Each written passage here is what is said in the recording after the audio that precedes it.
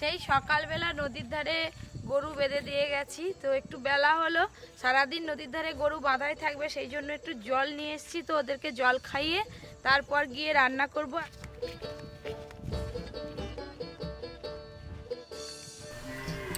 আর একটু পরে এগুলো সব ডুবে যাবে, মানে বিকেলবেলা।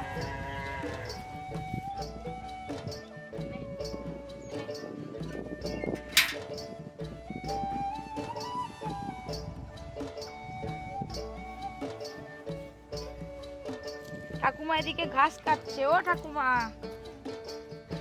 কখন এসো ঠাকুমা? এই সকাল থেকে বেরিয়েছি। বাবা জল খাবে। তোমাদের গরু কি ওই দিকটা বাঁধা আছে? হ্যাঁ হ্যাঁ, জানো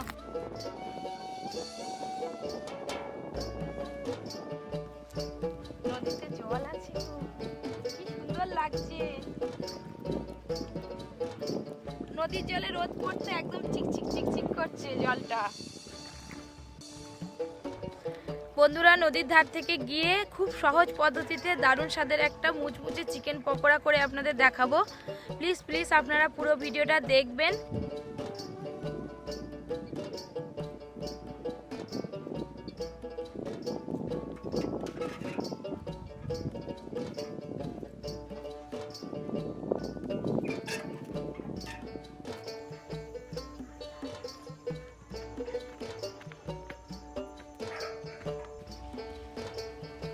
ঠেকা ফেকা উল্টে দেবে তুই, দাঁড়া। মশলাপাতি আর চিকেন নিয়ে আমি আর অর্জুন চলে এসেছি রান্নাঘরে। এই যে চিকেন পকোড়ার জন্য আমি মাংসের এই যে বুকের পিস নিয়েছি, এরকম ছোট ছোট করে কাটতে হবে, তুই সব জানিস। এই চিকেন পকোড়ার জন্য মাংস আমি একটু শিলনোড়ায় থেতলে নেব।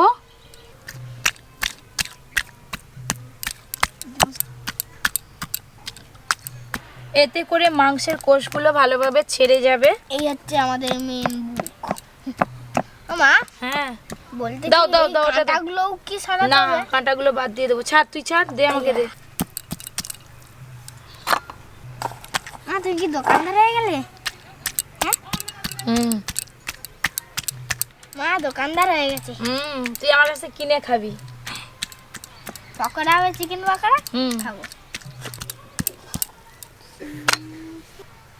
দে অর্জুন, এটা দে। মাংসের হাড় বাদ দিয়ে এবার আমি ছোট ছোট পিস করে কেটে নেব। আগে বড়টা আমি বলবো, হাড় বাদ দিয়ে।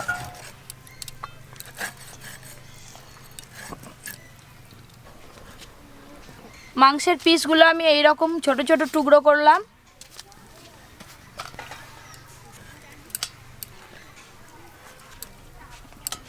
হাত ধুয়েছিস ভালো করে?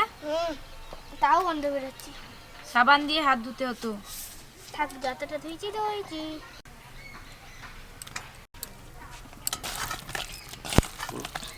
সব মাংস এরকম ছোট ছোট পিস করে কাটা হয়ে গেছে। এবার ম্যারিনেশন করে নেব। এই চিকেন পকোড়ার জন্য কি কি মশলা লাগবে বলে দেব। আদা বাটা, রসুন বাটা, হলুদ গুঁড়ো, লঙ্কা গুঁড়ো, ডিম, লবণ, গরম মশলা গুঁড়ো, গোলমরিচ গুঁড়ো, ময়দা, কর্নফ্লাওয়ার, সাদা তেল, রেড চিলি সস, ভিনিগার, দুধ আর নিয়েছি চিকেন। প্রথমে দেব ভিনিগার, 1 চিপির মতো দেব, লবণ, হলুদ গুঁড়ো, লঙ্কা গুঁড়ো, গরম মশলা গুঁড়ো, গোলমরিচ গুঁড়ো, আদা বাটা, রসুন বাটা, রেড চিলি সস, দুধ দেব,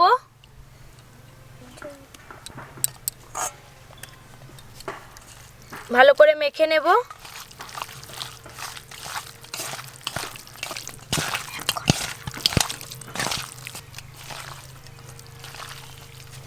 আজকে আমি পকোড়ার জন্য গরুর দুধ নিয়েছি, আপনারা গুঁড়ো দুধ দিয়ে করতে পারেন, আর ভিনিগারের পরিবর্তে লেবু দিতে পারেন। 1 ঘন্টা রাখতে হবে কিন্তু। তুই জানিস? জানি।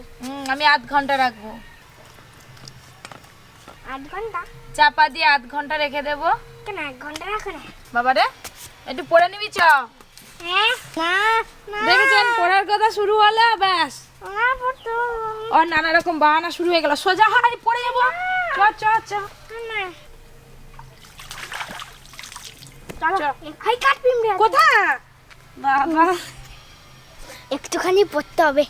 চলো 1 ঘন্টা হবে না, একটু যাই না। 500 আধা ঘন্টা বললাম, একটু যাই না, খেলাইছি। কোথায় যাবি? খেলতে না বস, পকোড়া খেয়ে তারপরে যাবি। খাই নাই। সমস্ত মশলার সঙ্গে মাংস আমি 1 ঘন্টা মেখে রেখেছিলাম। আমি এখানে ময়দা আর কর্নফ্লাওয়ার নিয়েছি, একটা থালায় ঢেলে নেব। ময়দা কর্নফ্লাওয়ার দুটোই ভালো করে মিশিয়ে নেব। দুটো মিক্স করে পুরো টকটকে সাদা হয়ে গেছে। টকটকে সাদা মানে লাইট হোয়াইট। বাহ। Light white. এবার মাংসের পিসগুলো ময়দা আর কর্নফ্লাওয়ারে ভালো করে মেখে নেব। মাখাতে থাকি ততক্ষণ। বাবু তুই হাত সরা না সোনা। কেন? এবার আমি ডিমটা দুধের মধ্যে ফাটিয়ে নেব।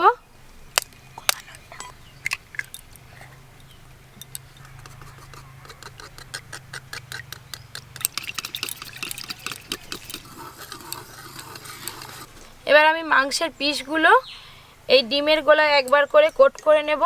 এইটা কোট বলতাই? হাত দিয়ে দিই না। না। কেন?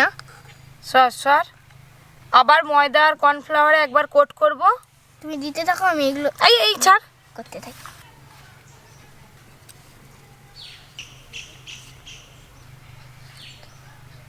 দিয়ে দিলে আবার একটা দিয়ে দাও। তাই বলি এগুলো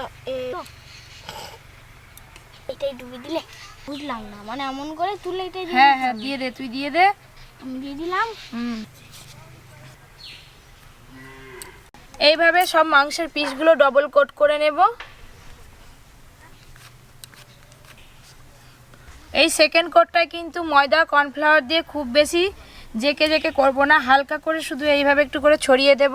এইটা আমি বুঝে গেছি কিভাবে করতে, হালকা করে।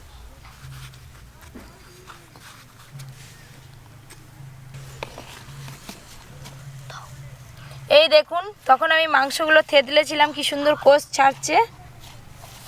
সব মাংস আমার কোট করা হয়ে গেছে। হাত ধুয়ে এবার উনানে আঁচ দেব। আর একটা দিয়ে দাও। প্যানটা পর্যন্ত সাদা হয়ে গেছে। এটা দোকান। এই দেখুন 500 মাংসের এত হয়েছে। এবার আমি এইগুলো 10 থেকে 15 মিনিট রেখে দেব হাত ধুয়ে, ততক্ষণে আঁচ দিয়ে তেল গরম হয়ে যাবে। জল ওই তো। এই আগে একটু ভালোভাবে ঝেড়ে নি। আজকের পকোড়া সাদা তেলে ভাজবো। কড়াই দিয়ে দেব সাদা তেল। এই পকোড়াগুলো কম গরম তেলেই ভাজতে হবে, একটু সময় নিয়ে, খুব বেশি তেল গরম করব না। আমি পালালাম। ঠিক আছে, পাবি না। হ্যাঁ বাবা। উল্টো পাল্টা এত হাওয়া হচ্ছে। তেল হালকা গরম করে নিয়েছি, ভেজে নেব এবার এইগুলো।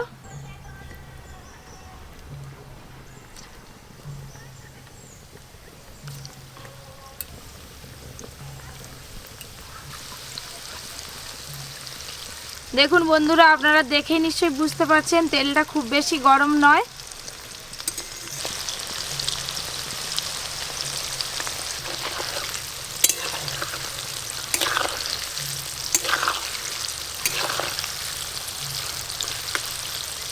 আজকে কিন্তু একদম KFC স্টাইলে চিকেন পকোড়া হচ্ছে।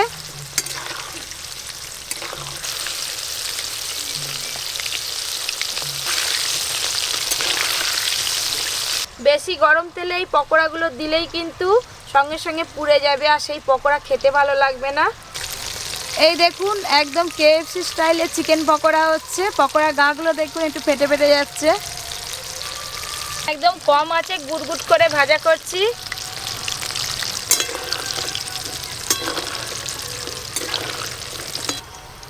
সব পকোড়া লাল করে ভাজা হয়ে গেছে, তুলে নেব।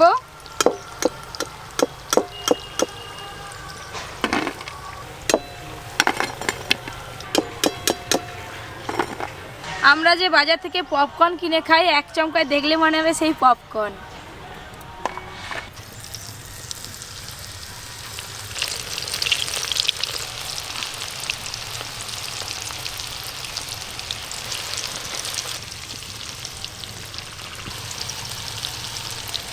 বেশি আঁচ দিয়ে কিন্তু এই পকোড়া ভাজা যাবে না, অল্প আঁচেই ভাজতে হবে, তাহলেই ভালো হবে এই পকোড়া ভাজা। একদম পপকর্নের মতো দেখতে লাগছে।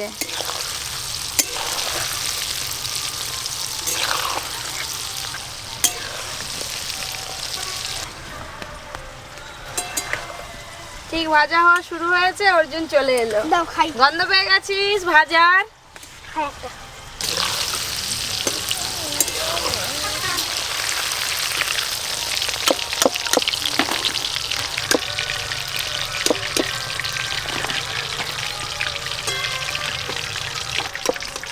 আপনারা কোনোদিনও এরকম পকোড়া খেয়েছেন তো আমাকে কমেন্ট করে জানাবেন। দেখতেও যেমন সুন্দর হয়েছে, খেতেও তেমন ভালো লাগবে। পপকর্নের মতো সাদা। এই পকোড়া এরকমই হয়। নাড়ু লাগবে না।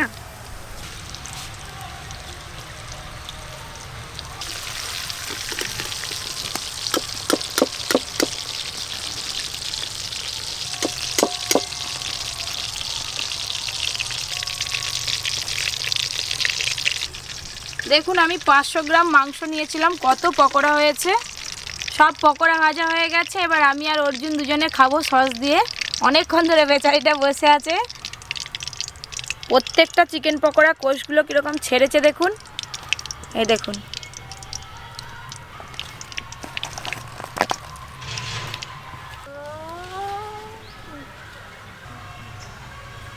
একবার চায়ের সাথে খেবি, খেতে হেভি লাগবে। কেন এমনি ভালো লাগছে না? ভালো লাগছে। কি সুন্দর লাগছে দেখতে না? কুড়মুড় কুড়মুড় আওয়াজ পাচ্ছেন আপনারা? কম আঁচে ভেজেছি, সুন্দর মুচমুচে হয়েছে। কুড়মুড় কুড়মুড়।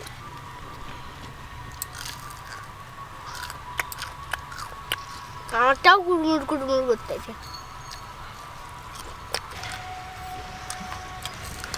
অল্প আঁচে সময় নিয়ে ভেজেছি, দারুণ মুচমুচে হয়েছে, খেতেও টেস্টি হয়েছে।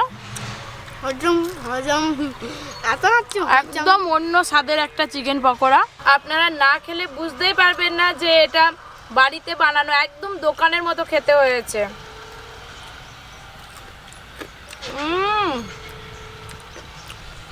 আপনারা তো বাড়িতে অনেক রকমভাবে চিকেন পকোড়া বানিয়ে খেয়েছেন, কিন্তু এইরকমভাবে একবার বানিয়ে খাবেন, খুবই ভালো লাগবে, বাড়ির সবাইকে খাওয়াবেন।